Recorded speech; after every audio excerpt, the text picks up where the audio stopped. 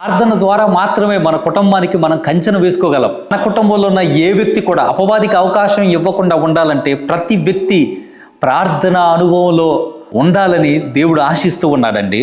కుటుంబ ప్రార్థన అనేది కుటుంబానికి ఎంత అవసరం. ఈరోజు అనేక కుటుంబాలు విచ్ఛిన్నం అవడానికి గల కారణం ప్రార్థనలేమి.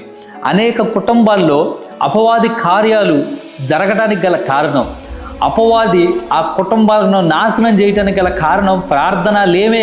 సాతాను మీ కుటుంబంలో ప్రవేశించకుండా మీ ప్రార్థన మీ కుటుంబానికి చుట్టూ కంచెవేసిద్దండి. వాడు మీ కుటుంబంలోనికి వచ్చి మీ కుటుంబాన్ని విచ్ఛిన్నం చేసి, మీ కుటుంబంలో ఉన్న మనశ్శాంతిని దొంగలించి, మీ కుటుంబాన్ని పాడు చేసి, మీ కుటుంబంలో ఉన్న వ్యక్తులను తీసుకొని చంపేసి మీ కుటుంబాన్ని నాశనం చేయక ముందే ప్రార్థన ద్వారా మీ కుటుంబానికి కాపుదల వేయండి.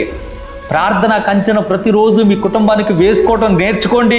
ఈరోజు అనేక కుటుంబాలు అపవాది చేతుల్లో ఉన్నాయి. కారణం ఏంటో